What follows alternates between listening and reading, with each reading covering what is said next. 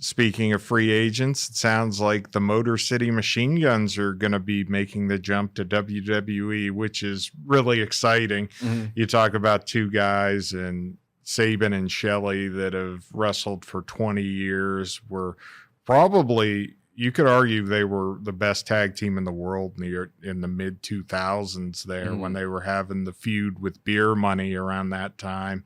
They were so innovative before injuries and things like that kind of derailed both of them. Alex Shelley retired actually for a brief time because he was going to college and pursuing his degree.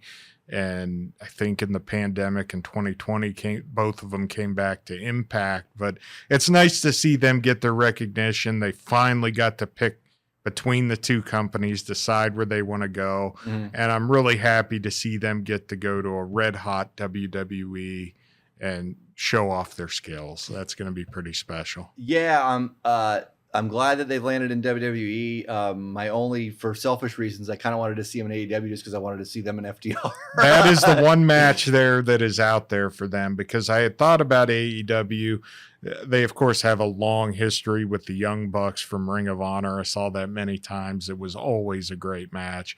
But that was the one I personally and selfishly was hoping AEW for that reason, FTR versus the Machine Guns, because I think both of them kind of wanted that one pretty bad. I think we're gonna eventually get that match. I think we're gonna get it in WWE though, because I feel like FTR, after their contracts are up in AEW, I feel like they're gonna jump back over to WWE for like a final couple year run in WWE, and then that's gonna kind of be it for them. They've already sort of hinted about, or at least Dax has hinted about, kind of retiring just from, you know, as physical as those guys are and as beat up as they are. It was he was forced to take. They told him to, you know, stay home because he was wrestling hurt without telling anybody, which is something that the professional wrestlers tend to do sometimes.